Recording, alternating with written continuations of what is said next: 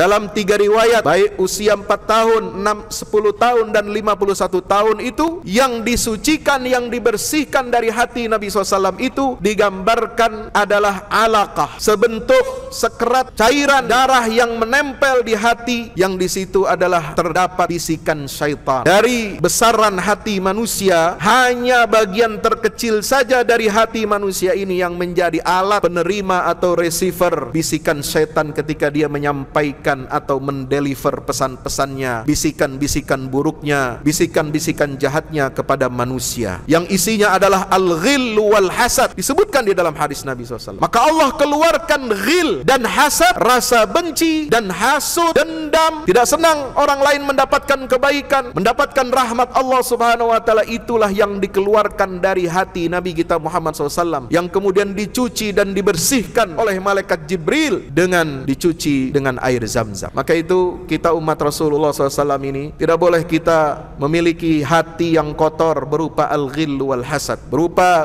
kebencian dan dendam kepada siapapun, terutama kepada umat Rasulullah SAW. Tidak boleh kita membenci kelompok lain di luar kelompok kita. Tidak boleh kita mendendam kepada kelompok lain di luar kelompok kita. Tidak boleh kita merasa paling suci, paling benar, lalu kemudian kita menebarkan kebencian terhadap kelompok-kelompok lain di luar kelompok kita. Tidak benar. Umat Rasulullah SAW ini, kalau beliau masih hidup, kalau beliau masih menyaksikan perilaku umatnya di akhir zaman ini, yang saling memfitnah, saling menjelekkan, saling mencaci maki saudaranya, maka beliau tentu akan tidak rela dan tidak ridho terhadap perilaku kita yang sangat bejat itu. Maka dari tazkiyatun nufus, mari kita bersihkan jiwa kita, bersihkan hati kita dari ghil dan hasud, bersihkan hati kita dari provokasi-provokasi, dari upaya-upaya menyudutkan saudara-saudara kita yang berbeda paham keagamaan. Hanya dengan inilah umat Islam ini akan kuat, umat Islam ini akan disegani, umat Islam ini akan dihormati. Perbedaan dalam furu' fikih itu menjadi kekayaan bagi kita. Kita berada di dalam saf yang sama, barisan yang sama. Allah mencintai hamba-hambanya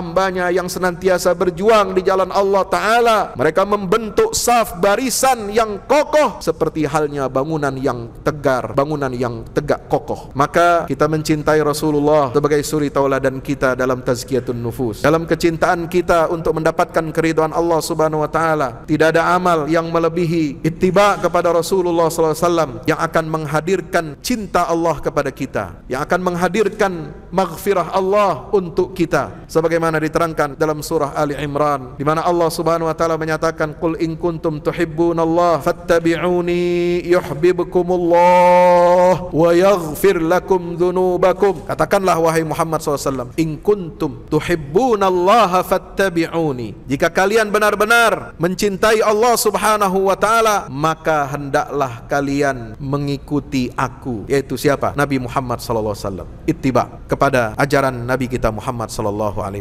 Kalau kita mengittiba kepada Rasulullah SAW, yuhibbukumullah, maka pasti Allah akan mencintai kalian. Wa yaghfir lakum dzunubakum, dan Allah juga pasti akan mengampuni dosa-dosa kalian.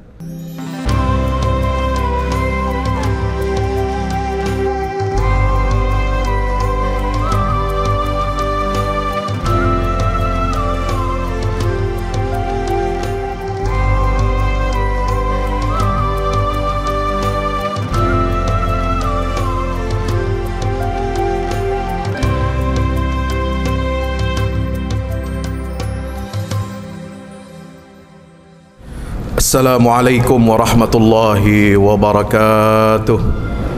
Innal hamdalillah nahmaduhu wa nasta'inuhu wa nastaghfiruhu wa nastahdihi wa na'udzu billahi min shururi anfusina wa min sayyiati a'malina.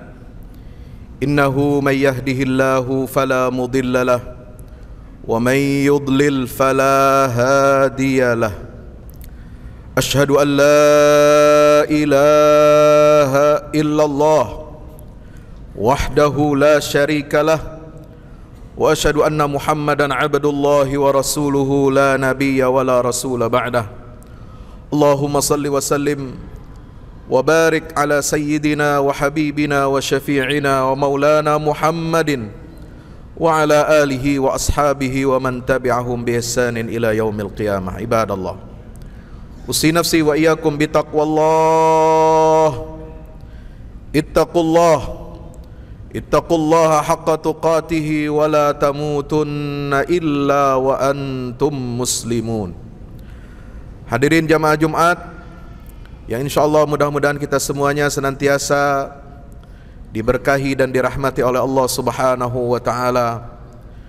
Tidak ada kata pujian yang paling pantas, yang lebih baik dan lebih indah untuk kita panjatkan kehadirat Allah Jalla Jalaluh selain daripada kita mengucapkan alhamdulillah, alhamdulillahi rabbil alamin.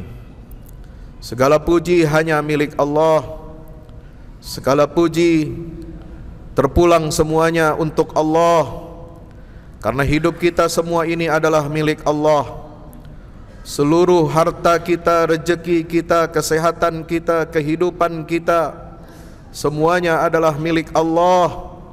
Itu semua adalah titipan yang Allah berikan kepada kita, agar kita senantiasa menjadi hamba-hamba Allah yang pandai bersyukur kepada Allah Subhanahu wa ta'ala.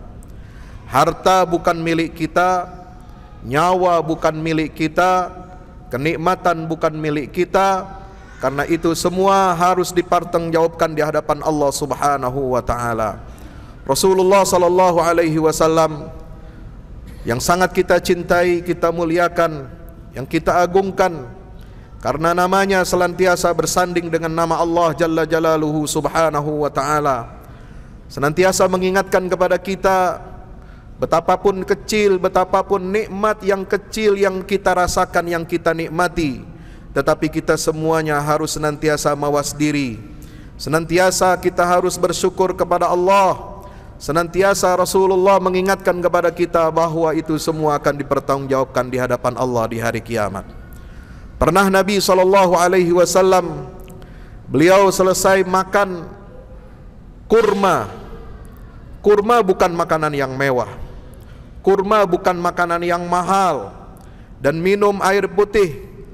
Setelah itu Nabi SAW menyatakan, hadza walladzi nafsu Muhammadin biyadihi, ini demi Allah yang nyawa Muhammad ada di tangan atau di genggamannya Allah Subhanahu wa ta'ala, minan na'imil ladzi tus'aluna anhu yaumal qiyamah, termasuk di antara nikmat-nikmat yang nanti kalian akan dimintakan pertanggungjawabannya di hadapan Allah Subhanahu wa ta'ala.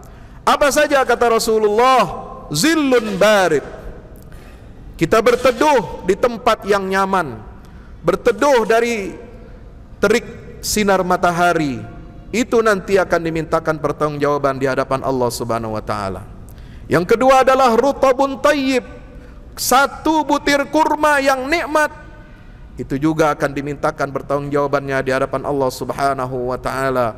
Wa ma'un barid, dan air minum yang menyegarkan, air putih, itu juga semua akan dimintakan pertanggungjawabannya di hadapan Allah Subhanahu wa ta'ala. Masyaallah muslimin dirahmati Allah Jalla Jalaluhu, Allah Subhanahu wa ta'ala. Marilah kita senantiasa bersalawat salam kepada Nabi kita Muhammad sallallahu alaihi wasallam serta seluruh keluarga, para sahabatnya, dan mudah-mudahan tercurah limpahkan untuk kita semua pengikutnya hingga yaumil qiyamah. Amin ya rabbal alamin. Masyaallah muslimin dirahmati Allah, tidak lupa mari kita senantiasa berpesan dan berwasiat agar kita senantiasa meningkatkan iman dan takwa kita kepada Allah dengan menjalankan semua perintah-perintah Allah dan menjauhi larangan-larangan Allah Subhanahu wa ta'ala.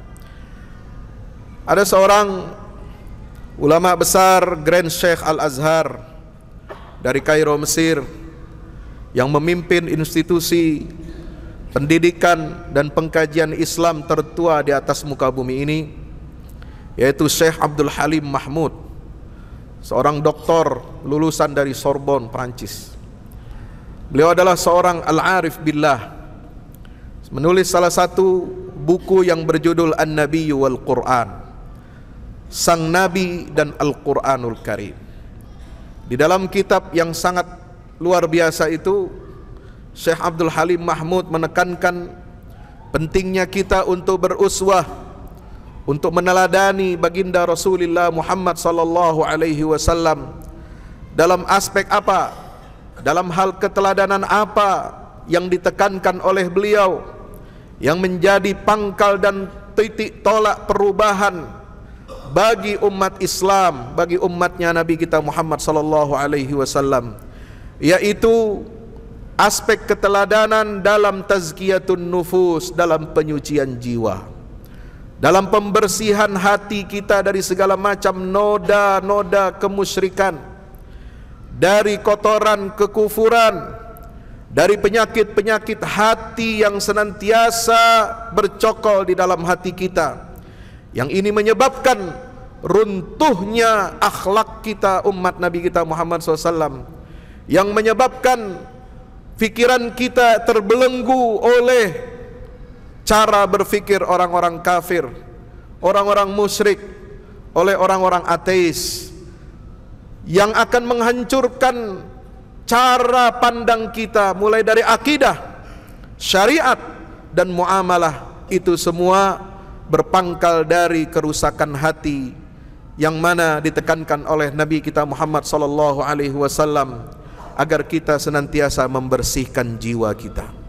Karena Rasulullah SAW sebagaimana ditulis oleh Syekh Abdul Halim Mahmud dalam kitabnya An-Nabi wal Quran, sebelum mengadakan sebuah perubahan besar, reformasi total bagi umat manusia di atas muka bumi ini, sebelum diutus oleh Allah Subhanahu wa taala menjadi nabi dan rasul, Allah Subhanahu wa taala telah perintahkan malaikat Jibril untuk membelah dada Nabi Muhammad SAW ketika beliau masih kecil.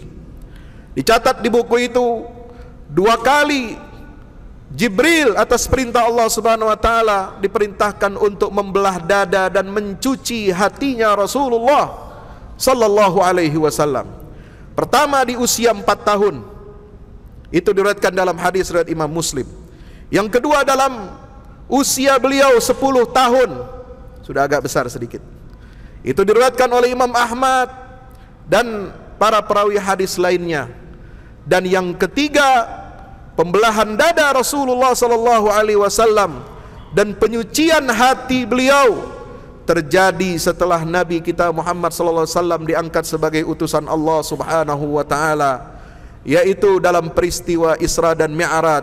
Sebelum Nabi Isra dan Mi'raj, Isra dari Makkah, dari Masjidil Haram ke Masjidil Aqsa, kemudian Mi'raj dari Masjidil Aqsa ke Sidratil Muntaha, maka Nabi SAW sebelum melakukan perjalanan yang mulia itu, sebelum diperjalankan oleh Allah untuk bertemu ke hadrat Allah Subhanahu wa taala di Sidratil Muntaha, beliau dibersihkan lagi, disucikan lagi hati dan jiwanya ketika beliau berusia 51 tahun. Hadirin yang dimuliakan Allah Subhanahu wa taala.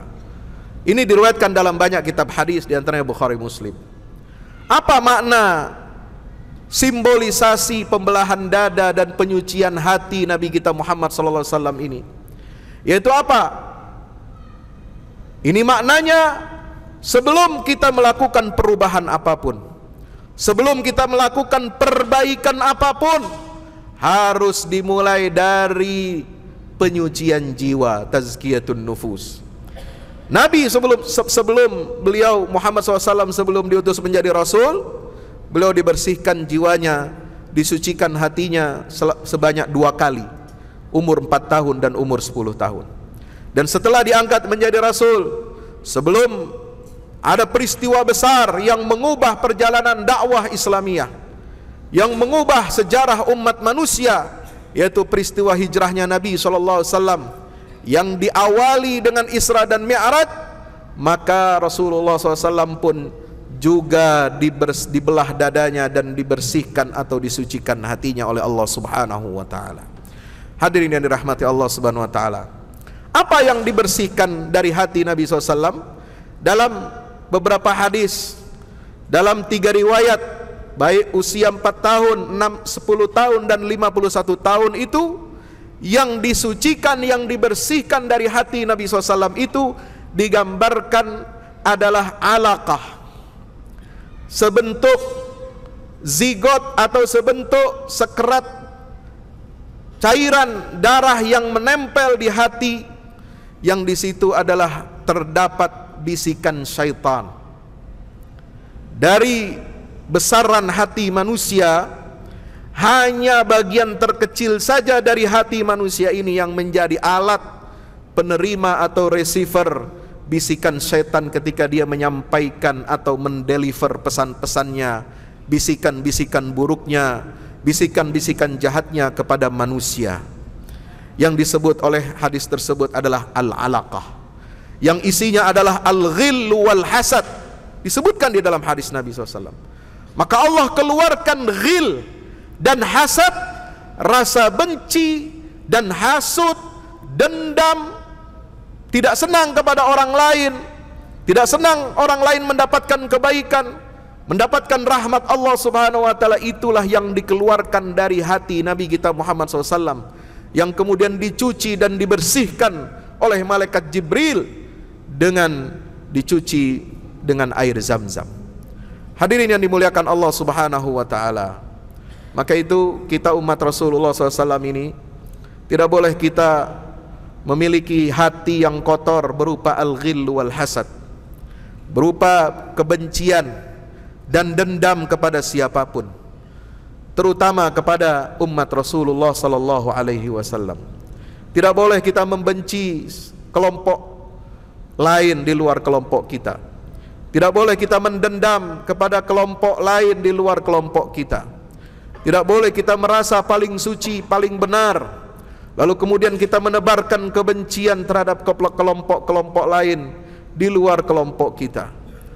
Tidak benar umat Rasulullah SAW ini, kalau beliau masih hidup, kalau beliau masih menyaksikan perilaku umatnya di akhir zaman ini yang saling memfitnah, saling menjelekkan, saling mencaci maki saudaranya, maka beliau tentu akan tidak rela dan tidak ridho terhadap perilaku kita yang sangat bejat itu. Masyarul muslimin yang dimuliakan Allah Subhanahu wa taala, karena setiap perbuatan kita, tindak tanduk kita ini akan dimintakan pertanggungjawaban oleh Allah Subhanahu wa taala.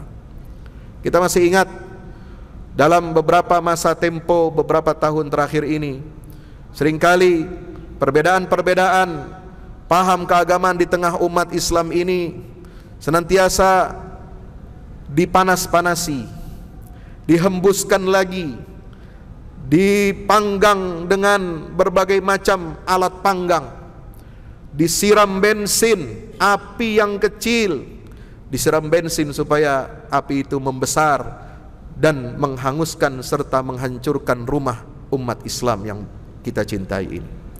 Maka kita harus senantiasa introspeksi dan mawas diri. Jangan sampai karena ketidaksukaan kita atau karena ketidakcocokan paham keagamaan di tengah-tengah umat Islam ini, lalu membuat kita membenci saudara, membenci saudaranya yang lain. Satu saudara menjelek-jelekkan saudaranya yang lain, satu saudara menyudutkan saudaranya yang lain, bahkan memfitnahnya dengan berbagai macam fitnahan dan tuduhan-tuduhan yang keji. Nauzubillah, thumma naudzubillah min zalik. Masyarul muslimin yang dimuliakan Allah Subhanahu wa taala, karena ciri tanda orang-orang yang akan masuk ke dalam surganya Allah Subhanahu wa taala adalah mereka yang dibersihkan hatinya dari ghil. Rabbana la taj'alna fitnatan lilladzina kafaru waghfir lana Rabbana innaka antat tawwabur rahim. Allah Subhanahu wa taala perintahkan kita, jangan kau jadikan, kita minta, kita mohon kepada Allah Subhanahu wa taala, ya Allah, jangan kau jadikan kami ini menjadi fitnah, menjadi umpan, menjadi mainan fitnah bagi orang-orang kafir untuk memecah belah kami. Ini doa kita kepada Allah Subhanahu wa taala. Rabbana la taj'alna fitnatan lilladzina amanu. Ini yang kita pinta kepada Allah Subhanahu wa taala.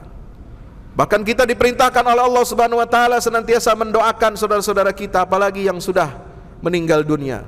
Rabbana ighfir lana wa li ikhwanina alladhina sabaquna bil iman wa la taj'al fi qulubina ghillan lil ladzina amanu.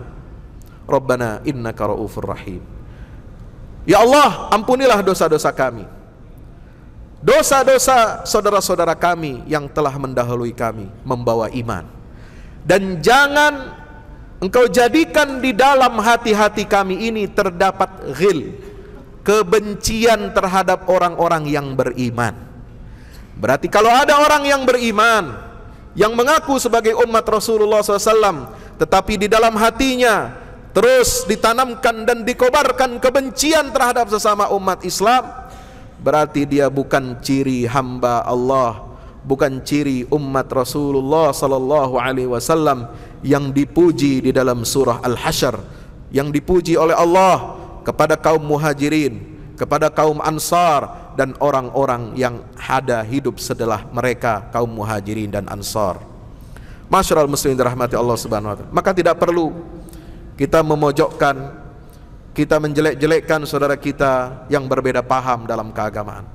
Selama kita mengikuti, berkiblat kepada Al-Quran, mengikuti sunnah Nabi kita Muhammad SAW, mengikuti pandangan-pandangan ulama-ulama kita yang mu'tabar sejak zaman salafus saleh sampai hari ini, di mana Allah subhanahu wa ta'ala masih menjaga kemurnian agama ini dengan tegaknya, dengan hadirnya para ulama yang menjaga kemurnian agama Islam ini, maka kita tidak boleh menjelek-jelekkan saudara kita satu dengan yang lainnya.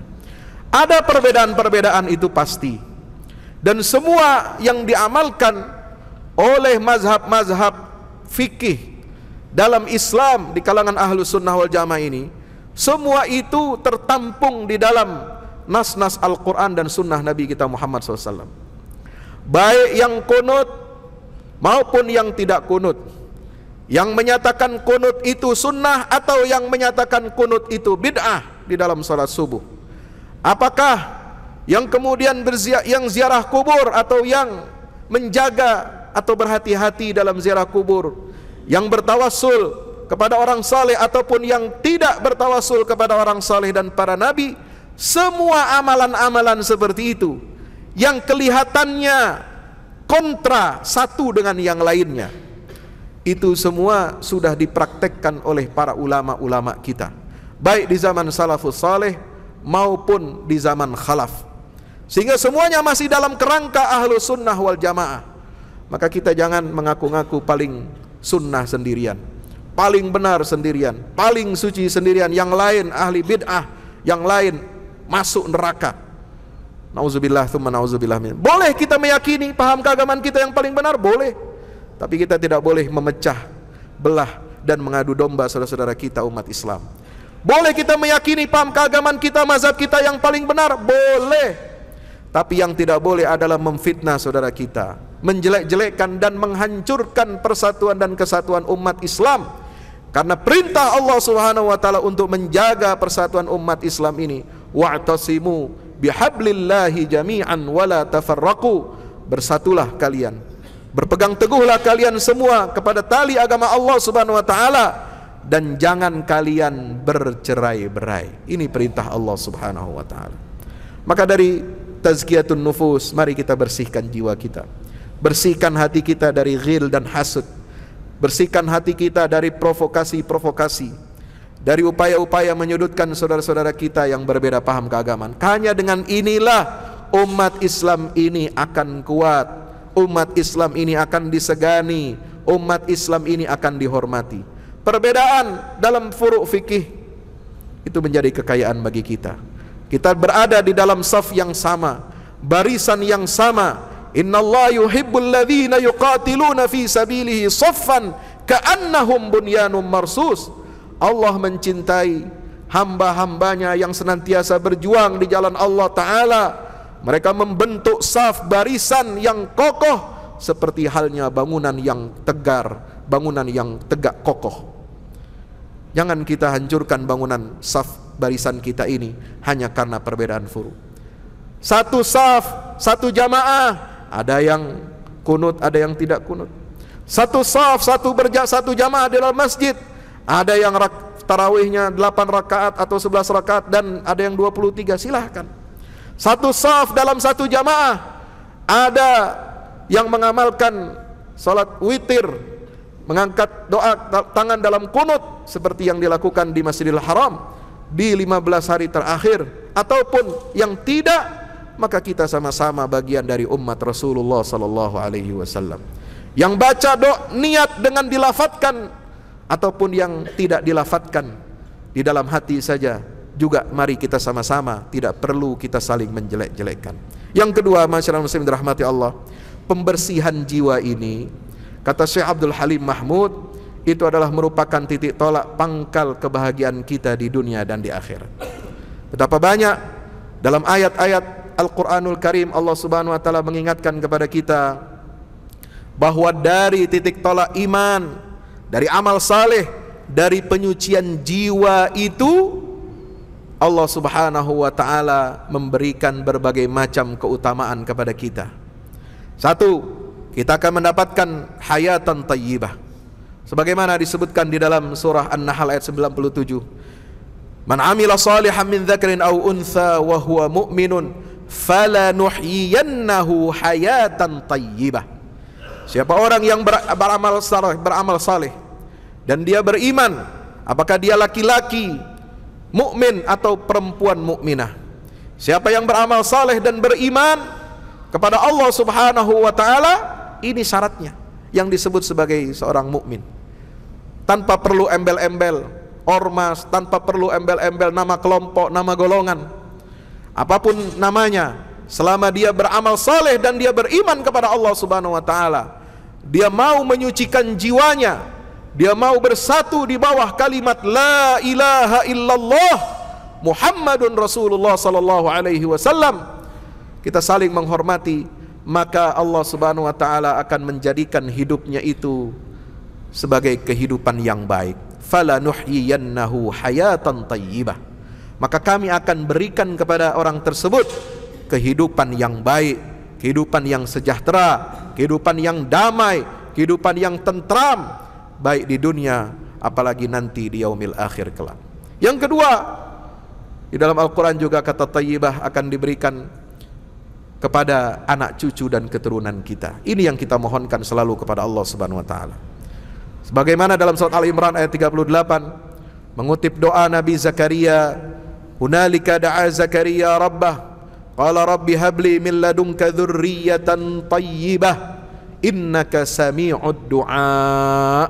Kita berharap kepada Allah Subhanahu wa ta'ala agar anak cucu generasi penerus kita, keturunan kita sebagai keturunan yang baik, memiliki akhlak yang baik, memiliki akidah yang baik, dan patuh kepada syariat Allah Subhanahu wa ta'ala dengan kepatuhan yang baik.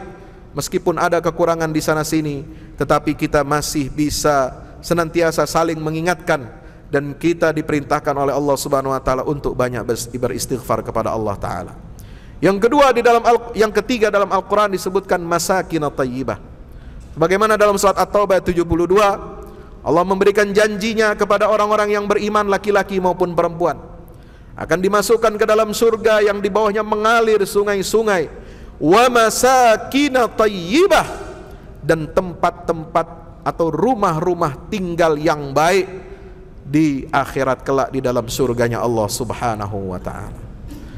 Yang keempat, Allah akan memberikan baldatun tayyibah, negeri yang baik, negeri yang makmur, negeri yang sejahtera, negeri yang diridhai oleh Allah Subhanahu wa ta'ala. Baldatun tayyibatun wa rabbun ghafur, di mana kita menikmati kehidupan di dunia ini dengan cara kita tunduk kepada syariat Allah Subhanahu wa ta'ala, dengan berittiba kepada sunnah Nabi kita Muhammad sallallahu alaihi wasallam, dan kita menyatakan mencintai Rasulullah ini tanpa syarat. Karena Allah mengatakan walladzina amanu asyaddu hubban lillah, orang-orang yang beriman itu, mereka itu besar sekali cintanya kepada Allah Subhanahu wa ta'ala.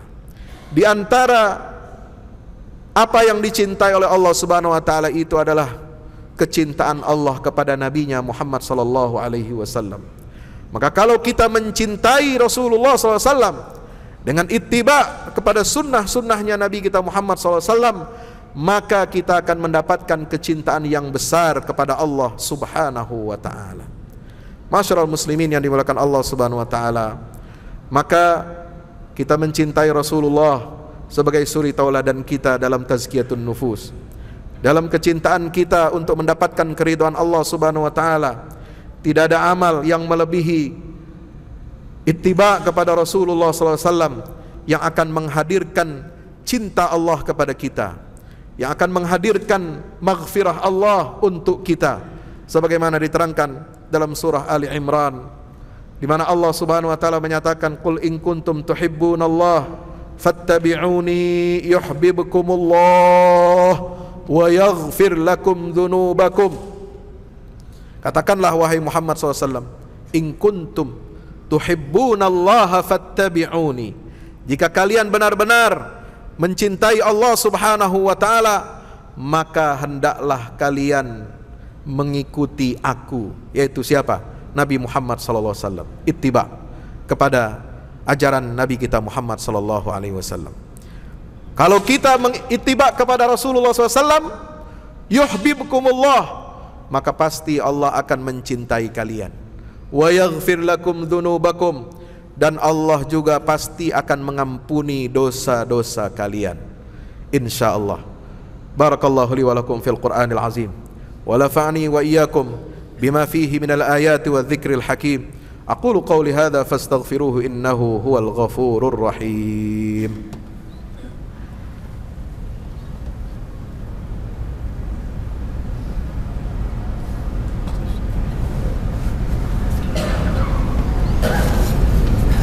Alhamdulillahi wahdah, sadaqa wa'dah, wa nasara 'abdah, wa 'azza jundahu, wa hazama al-ahzaba wahdah. Asyhadu an la ilaha illallah wahdahu la syarika lah, wa asyhadu anna Muhammadan 'abdullahi wa rasuluhu la nabiyya wa la rasula ba'dah. Allahumma salli wa sallim wa barik ala Muhammad wa ala alihi wa ashabihi wa man tabi'ahum bi ihsanin ila yaumil qiyamah. Ibadallah, usi nafsi wa iyyakum bitaqwallah. Ittaqullaha haqqa tuqatih, ittaqullaha haqqa tuqatih, wa la tamutunna illa wa antum muslimun. Ilamu anna Allah amarakum bi amrin bada fi binafsih wa thanna bi malaikatil musabbihati bi qudsi, faqala ta'ala, inna Allah wa malaikatahu yusalluna 'alan nabi ya ayyuhalladzina amanu sallu 'alaihi wa sallimu taslima. Masyarul muslimin dirahmati Allah Subhanahu wa taala, mari kita senantiasa di hari Jumat yang berbahagia ini kita mohonkan ampunan Allah untuk diri kita semuanya. Mari kita introspeksi, mari kita muhasabah.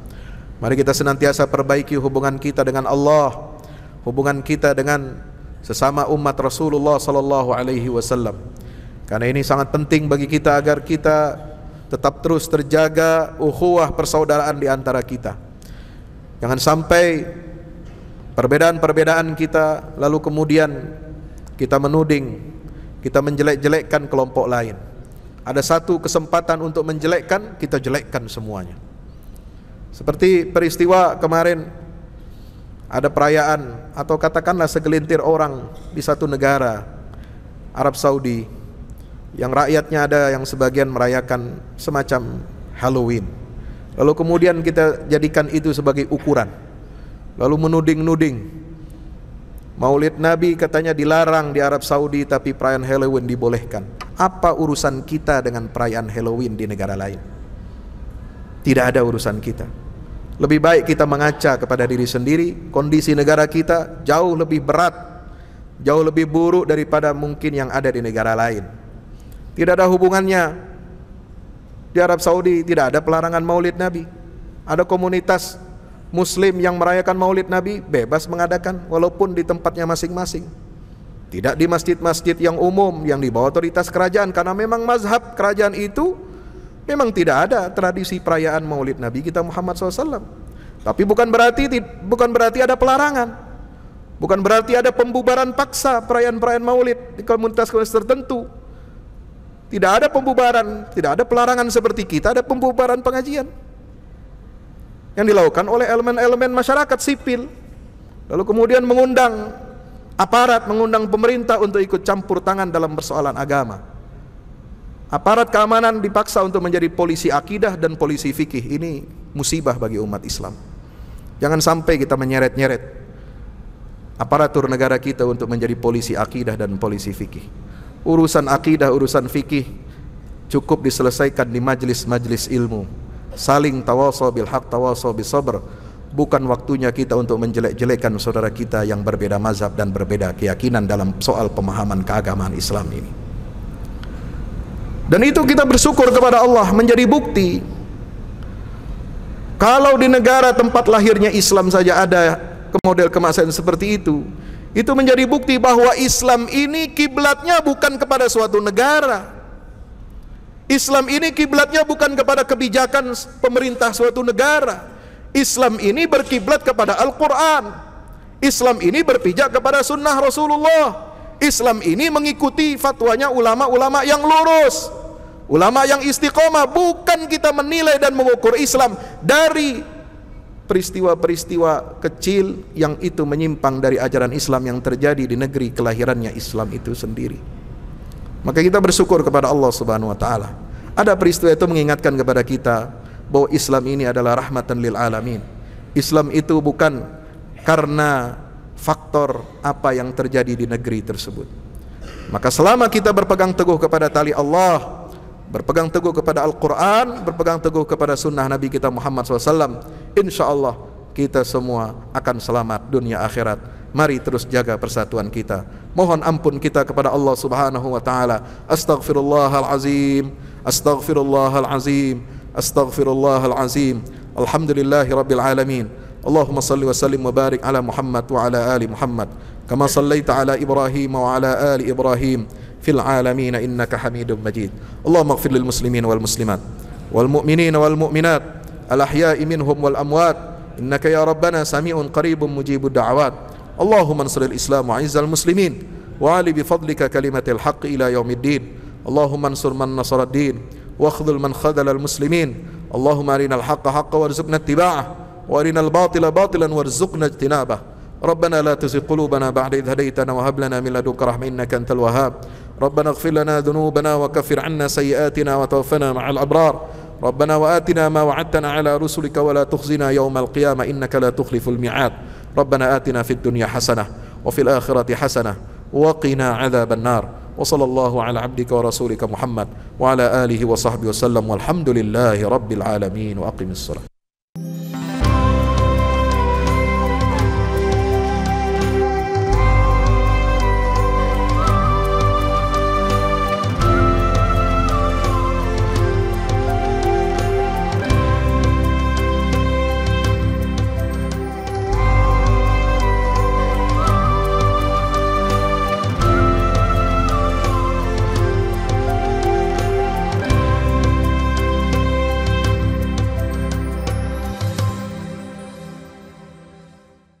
Assalamualaikum warahmatullahi wabarakatuh. Alhamdulillah kita udah selesai pengecoran rooftop ya. Itu apa? Tangga buat ke bawah. Yang ini di atas buat toren 2 biji. Ini semua udah dikeliling tembok. Ya, ini untuk lantai paling atas buat futsal, buat jemuran, buat apa, tanaman hidroponik juga ntar insya Allah ya. Terus support ya teman-teman. Alhamdulillah terus selesai pengecorannya semuanya ya. Ini progres kita terbaru dan jadi buat olahraga, buat utilities ya, multiguna. Nah kita turun sini semua. Ini lantai 3. Ini untuk asrama. Ya, untuk kamar-kamar. Untuk kamar-kamar dan nah di situ musola. Nanti di situ musola, ya. Ini kamar-kamar dan musola buat santri-santri tahfiz kita, insya Allah.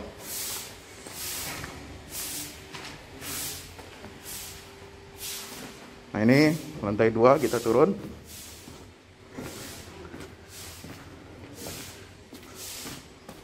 Ini untuk kelas-kelas ya. Kelas-kelas tahfidz, kelas-kelas tadabbur. Insyaallah. Mau udah jadi. Alhamdulillah, berkat dukungan antum semua. Nah, tinggal ke bawah di sini buat aula. Aula semua di sini ya. Mohon doanya terus. Mudah-mudahan berkah. Mudah-mudahan cepat jadi finishing. Kira-kira finishingnya ini butuh 1,5 M lagi ya. Mudah-mudahan. Al-Fatihah. Al-Fahmu Institute mempersembahkan serangkaian buku karya Ustadz Fahmi Salim LCMA. Buku pesan-pesan tauhid untuk negeri di masa pandemi. Buku mutiara ilmu-ilmu Al-Quran. Ada diskon 20% untuk buku tafsir sesat 58 esai kritis wacana Islam di Indonesia dan buku kritik terhadap studi Al-Quran kaum liberal. Anda dapat memesannya melalui layanan WhatsApp di nomor 08777 0637192 dengan format pemesanan ketik nama, alamat lengkap, nomor handphone, dan jumlah buku yang diorder. Ongkos kirim di luar harga buku dan menyesuaikan wilayah dengan paket standar. Lampirkan juga bukti transfer Anda ke rekening BNI Syariah di 0631 748573. Tunggu apa lagi? Pesan sekarang.